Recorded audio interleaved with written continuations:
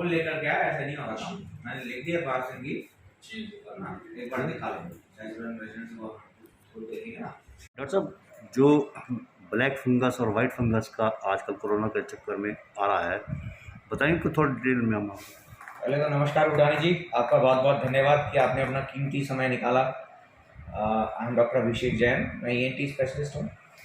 बुढ़ानी जी, जो चीज़ आप पूछ रहे हैं ब्लैक फंगस और वाइट फंगस, ये कोई नई तरह की फंगस नहीं है। ये फंगस पहले से ही मरीजों में रहती है और नेचुरल फंगस है जो कि हवा में मौजूद रहती है।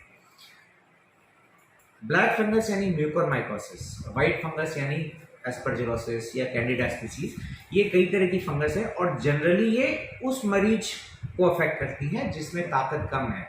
सिंपल भाषा में बोले तो डायबिटीज के पेशेंट, कैंसर के पेशेंट या HIV के पेशेंट, इन लोगों में ये पाई जाती है और उसमें ये नाक के द्वारा आंख और दिमाग में पहुंचती है और इसमें इलाज थोड़ा मुश्किल है। ऑपरेशन लगता है, कई बार आंख निकालनी पड़ती है, साइनसेस निकालने पड़ते हैं। ये ऑपरेशन जनरली आंख और नाक कान गला विशेषज्ञ मिलकर करते हैं। कई बार ये फंगस दिमाग में भी पहुंच जाती है और इसके लिए जो दवा उपलब्ध है लाइफलाइज एम्फोटेरेसिन B, वो काफी महंगी भी होती है और कम सप्लाई में भी रहती है। कुल मिलाकर के म्यूकोरमाइकोसिस में 50% मॉर्टेलिटी है, यानी कि मरीज के मरने की संभावना रहती है अगर वो शुरुआत में ही नहीं पहुंच पाता है। अब जहां तक अभी के संदर्भ की बात है, कोविड की वजह से पेशेंट की इम्यूनिटी लो रहती है, साथ में कुछ मरीज डायबिटिक भी होते हैं या पोस्ट कैंसर भी होते हैं।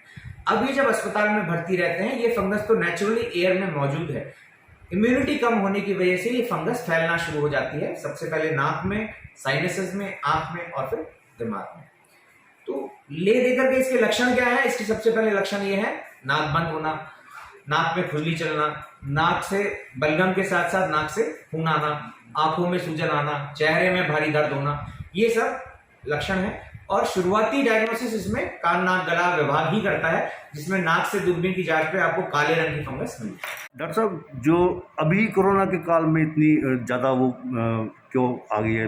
क्योंकि पैनिक भी हो रहा है पेशेंट। जैसा कि मैंने आपको बताया, ये मरीज कोरोना के समय में ज़्यादा आ रहे हैं। नॉर्मली म्यूकोरमाइकोसिस बहुत कम केसेस देखने को मिलते हैं और उन्हीं लोगों में मिलते हैं जो कि HIV पॉजिटिव हैं, बहुत खराब शुगर की स्थिति में है, शुगर की दवाई नहीं ले रहे हैं, या कैंसर की कीमोथेरेपी रेडियोथेरेपी ले रखी है और बहुत कमज़ोर है, उन्हीं लोगों में ये देखने को मिलती है।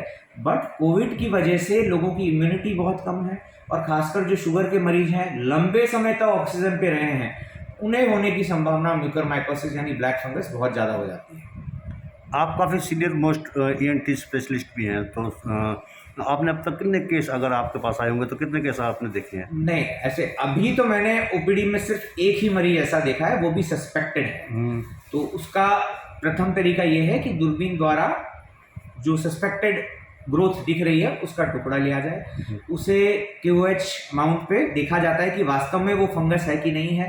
नाक का CT स्कैन या MRI कराया जाता है कि कहाँ तक फैली है और उसके बाद उसका उपचार होता है। अगर वो साइनसेस तक पहुँच गई है तो ऑपरेशन द्वारा, और अगर वहाँ तक नहीं पहुँची है तो सिर्फ दवाई। तो अभी यहाँ पे मैंने पलवल में डायरेक्टली कोई कंफर्म केस नहीं देखा है। नहीं, कई बार जबड़ा तक प्रभावित हो जाता है पूरा का पूरा। देखिए, ये एक इन्वेजिव फंगस है, यानी कि अगर आपके शरीर में इम्यूनिटी नहीं है तो ये नाक से बड़ी तेजी से गालों की हड्डियां, जबड़ा, आंख, यहाँ तक कि दिमाग तक फैल जाती है।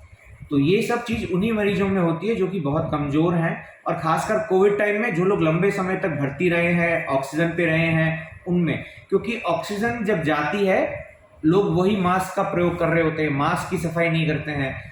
ऑक्सीजन फ्लो मीटर द्वारा जाती है या ह्यूमिडिफायर द्वारा जाती है, उसका पानी रोज बदलना चाहिए। गंदे पानी के थ्रू ऑक्सीजन लेने की वजह से भी इस फंगस के बढ़ने की संभावना रहती है। जैसे आपने बताया कि लंबे समय तक ऑक्सीजन लेने के साथ भी हो सकती है, क्योंकि वो चेंज नहीं करते बाय द वे। तो ऐसे तो मास्क भी है, जो लोग मास्क दिन भर पहन कर रखते हैं सारा दिन, उससे भी फंगस फैल सकता है। बिल्कुल फैल सकता है, बिकॉज वो मास्क के द्वारा क्लोज कांटेक्ट में आपके नाक के साथ रहता है। इसका मतलब फिर ये है कि अगर आप डिस्पोजेबल मास्क पहनते हैं तो उसे एक ही बार इस्तेमाल करें और दिन के एंड में फेंक दें। बार बार अपने मास्क पे हाथ ना लगाएं, बीच बीच में हाथ को डिसइंफेक्टेंट से साफ करते रहें या साफ साबुन से धोते रहें। कपड़े का मास्क जो लोग पहनते हैं वो डेली अपना मास्क थ्रू करके खुली हवा में सोएं। यानी कि आपको मास्क को भी बिल्कुल साफ रखना है और उस पर बार बार हाथ नहीं लगाना है, नहीं तो वो खुद फंगस फैलाने में मददगार हो जाएगा। अब जैसे मास्क, बात फंगस के साथ साथ मैं मास्क की बात करूँगा कि मास्क को लंबे समय तक पहनते तो कई बार सांस लेने में भी प्रॉब्लम आती है। कई लोग हमसे बात करते हैं तो वो कहते हैं कि सांस लेने में दिक्कत आती है। फिर विकल्प क्या हो सकता है फिर? नहीं, इसका देखिए सीधा सीधा विकल्प तो नहीं है। मास्क पहनना तो ज़रूरी है। ये हो सकता है कि आप डबल मास्क पहने, अंदर का मास्क डिस्पोजेबल पहने, ऊपर का मास्क कपड़े वाला पहने, तो वो उससे सहूलियत रहती है कि आप अंदर वाला मास्क थोड़ा सा कम टाइट बांध सकते हैं। उसमें यह है कि आप बाहर वाला मास्क घर पहुँच करके धो लें और डिस्पोजेबल मास्क फेंक दें। अच्छा, ये सावधानी क्या बरतनी चाहिए अगर फंगस ना हो तो उसके लिए क्या नहीं, क्या? इसके लिए सबसे बड़ी सावधानी तो यही है, अगर आप शुगर के मरीज हैं तो अपनी शुगर कंट्रोल में रखें। ये अच्छा, सबसे बड़ी सावधानी है। अगर आप कैंसर के मरीज हैं या किडनी फेलियर के पेशेंट हैं, HIV हैं, अपनी दवाइयाँ बराबर लेते रहें और समय पे डॉक्टर को दिखाते रहें। अगर इतना भी परहेज रख लेंगे तो ये बीमारी आपको नहीं होगी। जैसा कि आपने शुगर पेशेंट को ज़्यादा इफ़ेक्टिव बताया कि उसको हो सकता है, तो ऐसे ही जैसे अस्थमा है या बीपी है, उनको क्या रहेगा नहीं, ऐसा अस्थमा यानी COPD पेशेंट्स और हाइपरटेंसिव पेशेंट में म्यूकरमाइकोसिस ब्लैक फंगस होने की संभावना उतनी है जितनी कि नॉर्मल पॉपुलेशन में है। डायबिटीज़ वालों को खास खतरा है और सबसे बड़ी दिक्कत यह है कि कोविड के इलाज में जो दवाइयाँ यूज़ होती हैं उसकी वजह से शुगर और बढ़ जाती है, नए इन्फेक्शन भी होते हैं, तो उसकी वजह से कोविड होने की संभावना बहुत ज़्यादा बढ़ जाती है एक नॉर्मल आदमी के कंपैरिजन में। जैसे डायबिटीज पेशेंट है तो उसका बीपी से एक खास कनेक्शन होता है, प्रभावित होता है, तो उसको भी ज़्यादा दिक्कत आती होगी, बीपी का पेशेंट को भी? देखिए, बीपी का इसमें कोई डायरेक्ट रिलेशन नहीं है। डायरेक्ट रिलेशन शुगर का ही है, बीपी का शुगर से कोई रिलेशन नहीं होता है। शुगर का रिलेशन यस इन्फेक्शन से है, इम्यूनिटी लेवल से है, सो इसीलिए हम शुगर के संदर्भ में ही ब्लैक फंगस की बात करेंगे।